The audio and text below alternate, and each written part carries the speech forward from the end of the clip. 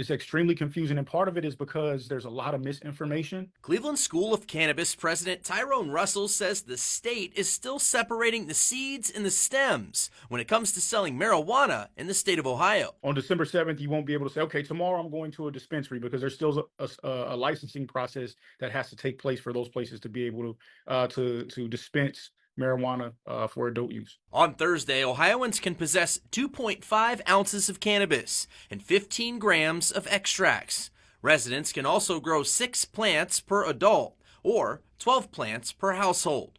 But a question remains: if they can't buy from a dispensary, will people turn to a dealer for a supply? So I think there's this misconception that all of a sudden, once cannabis is legal, right, all of the people who didn't want to do it are now going to do it because it's legal. And what I believe is the folks who have been following the rules as it's been stated and implemented by the government, they're going to continue to wait until the government is finished implementing it the right way. They're not just going to start going out and say, hey, I can do it now. Let's now break the law because it's legal.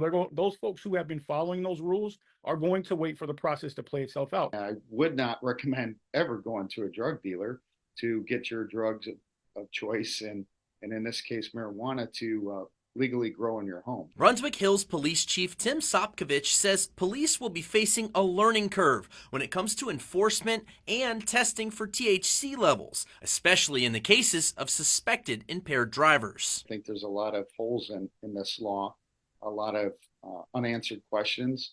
It makes it confusing on a law enforcement side. We're here to serve and protect. It's kind of hard for us to have those questions and answers for the public if we don't really know what we're doing on that. So there has to be some organized training. There has to be some clear, direct guidance in this law. Sopkovich says his department plans to enforce the law as it is written. If you have 2.5 ounces of marijuana in your possession, we're not going to cite you and we're not going to arrest you.